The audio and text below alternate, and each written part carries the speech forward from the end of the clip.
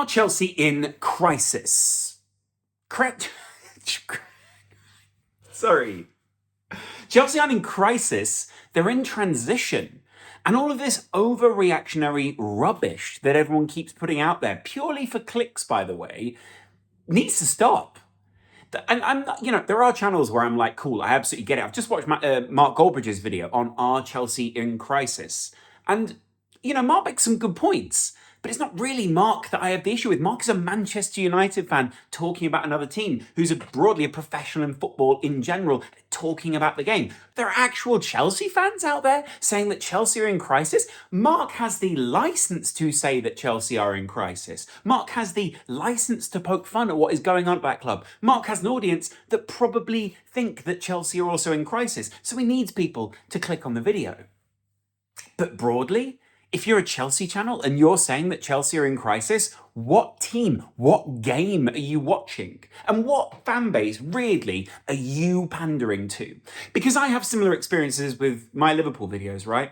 When Liverpool didn't play particularly well last season, when the FSG out people were all out, which, by the way, I think is an interesting cause that broadly, fans should be able to voice their opinions. They should be able to disagree with owners. I'm not saying that people shouldn't just sit there and go, well, you know what, actually, I think the team are all right every time that they win. That's not the point here. The point is that people who sensationalize to the point of sensationalism are not being honest about what they're seeing and really are doing us a bit of a disservice, because the next time that you actually need to talk about Chelsea in crisis, when Chelsea actually were in crisis under Roman Abramovich, people were just numb to it. People were in denial about it because they'd had so much of this crisis talk that they just went, yeah, maybe we are. And now that Chelsea do actually have some issues, now Chelsea do actually have a need for a fan base, they just have partially a numb fan base that are just used to crises by this point. Not even because, by the way, of this current ownership, because of the previous ownership, because of the previous way that things have been set up, because this current ownership has to undo everything that the previous ownership had done wrong under the guise of, oh, well, they're good because they bought us success. The most rubbish thing in football, by the way, is they're good because they bought us success. Same as Manchester United fans. Manchester United are £1 billion in debt, which I get, if you're a big business, you can shoulder a lot of debt, and there are lots of companies that are in massive amounts of debt, including, some of the biggest companies in the world. But that's not the point here. The point is actually that when a club are in crisis and they have management that don't know what they're doing, then they're in trouble. But look at that Chelsea team right now. Look at the manager. All of the aspects of this game that Chelsea needed to tick the box on, apart from the goals and the win, were there. They had 17 shots on target. Brentford had a couple of breaks and are very good, very established, very comfortable in their ideology, and frankly are one of those teams in the Premier League that you never want to play week in, week out, that you never want to play the week after you've just had a really good game. Brentford are like the team that you want to pick at no point in the season to play, because there's no expectation to lose to them, there is an expectation to win against them, and people are always going to say, no matter what the result, you should have done that. You should have won. So you're damned if you do and you're damned if you don't, if you're Mauricio Pochettino. But on the flip side of that, Chelsea do have an issue. It's just not a crisis. They have an injury issue at the moment. They've got people like Chukwuemeka out. They've got people like Broja out. They've got lots of people in the midfield and in the defensive area. There are problems within the team in terms of injuries. But that's going to happen when you transition managers so much. As I said in another Manchester United video about their ownership, if you keep changing the technique by which you care for people and you don't have a consistent set of people who are always managing the team, you're going to have ups and downs in terms of where people are. And also, you're just going to have players out anyway. But look at this team. Front to back, they've had to change the goalkeeper out. In fact, they had to change 2 goalkeepers out last season. Kepa, by the way, a player who wasn't bought in the current era, a player who has always had disruption, a player who's always been disruptive, and a player who's never meant to come to Chelsea in the first place, probably should have just stayed away from the Premier League full stop, is finally gone. And he's gone back to a place where he feels so much more comfortable. And I get it. You obviously want your expensive goalkeeper to play well, but you overspent in the first place, and you spent on a goalkeeper that was never going to do what you wanted him to do anyway in the long run, and you didn't really read the game properly. Congratulations. Mendy, on the other hand, a world-class goalkeeper, got a good offer and probably was right to take it. You would then struggle and scramble around in a transfer window to prioritise other positions over the goalkeeper. Mainly because in the Premier League at the moment, there are quite a few serviceable goalkeepers, and they probably think that someone like Sanchez is a serviceable goalkeeper. He's going to make mistakes. He's going to have issues at the back. Do you know why? Because of the way that Chelsea play. In the same way as Arsenal goalkeepers are going to have issues time to time. But the amount of times you give the ball away, like, what's weird about it is, say that he always kicked long, right? I say that it was always halfway down the field, someone else loses the ball, he doesn't get the responsibility of losing the ball comes back down the field, someone scores a legit goal against him, but he gets way less blame for that. Do you know why?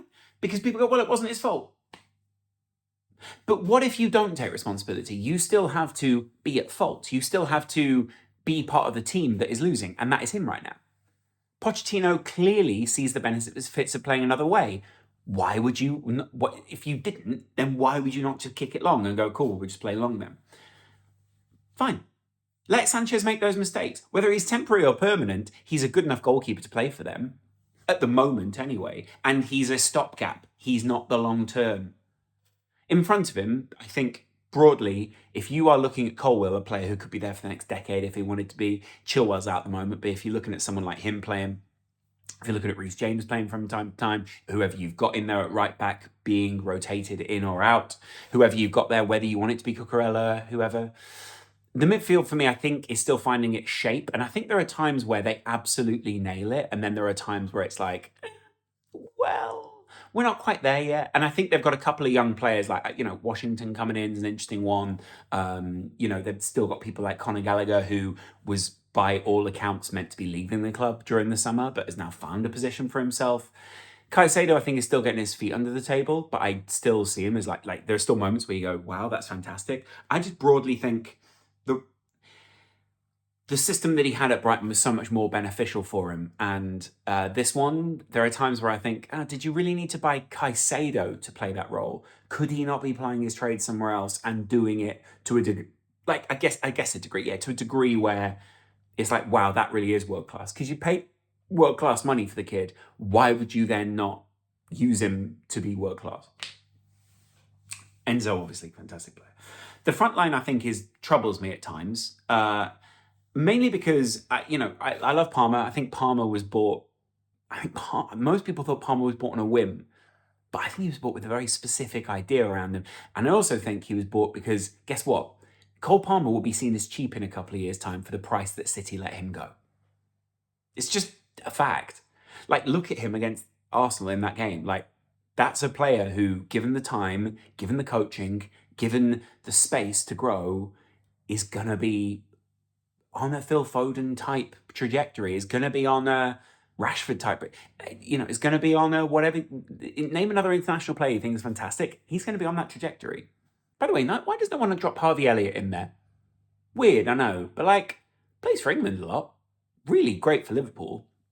Anyway, Raheem Sterling, I love. I actually think Sterling is criminally underrated for Chelsea. But I get it. There's a reason. Again, it's kind of similar to the goalkeeper thing. It's like, oh, we could have someone else in that position. Okay, but the manager doesn't seem all that uncomfortable with Raheem Sterling there. And a few other people probably also prefer Raheem Sterling there. So you've got him. And then the left wing, I think, is growing. If you were going to put Mudryk in there more permanently, and I think that worked really well against Arsenal, the problem being, if these players are only going to get up for the big games, if they're only going to prove themselves, and that might be part of the crisis this season, right? And partly why some of the videos said oh, this guy's a sponge on the club. Oh, this guy isn't all that. He's soft, I think I saw Eunice say, right? I see that in terms of, I don't see that as a crisis, but I just see that as, oh yeah, these guys are right now not sure what their motivation is, what they're getting up for. They're 10th, I think they're 11th in the table, but 1 point behind Brighton, right? And broadly, it's not going all that well. Are they realistically shooting for top four this season? They see Spurs top of the league. They see Liverpool revive. They see City, obviously being City. They see United broadly ahead of them. But like that must be demoralising in the first place because United are better than you, but also having a terrible season. They see Arsenal. Realistically, if you're Chelsea and you're all those players, you're looking at that and going, well, we want top four. And if you therefore don't get top four, and you know you're going to shoot below it, it's like, oh, well, why take the shot then? But I think you can fix a few of these fundamental issues with a few very broad strokes.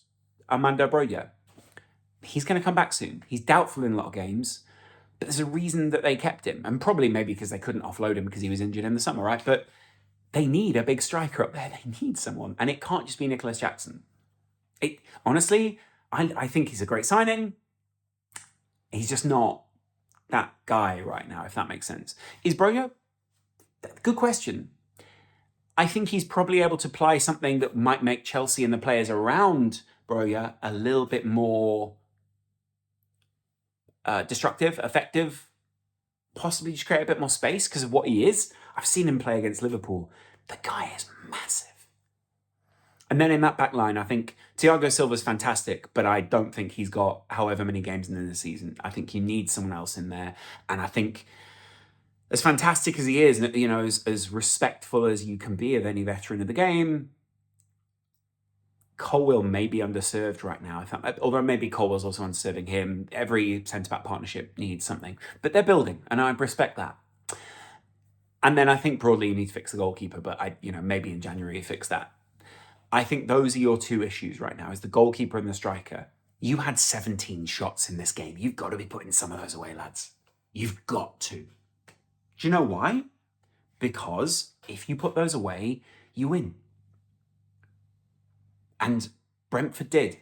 And Brentford, by the way, here's the thing. I know I talked about Brentford being like, this team you don't want to play. They've not currently got what was their main striker last season. They've sold a couple of really key players in the off-season, and they've not really spent all that much either. They are light in the way that Chelsea are light right now, and they've found ways around that. If they can do it, why can't Chelsea? Maybe because there are different expectations. There's a different environment. There's different transition. They've got a manager who's been there for years. They've got an ideology that they are all aiming for. But if you give Pochettino time, if you let him cook, look at what he can do. And I'm sick of hearing people talk about crises. It's good to chat to you guys. See you in a little while. Much love.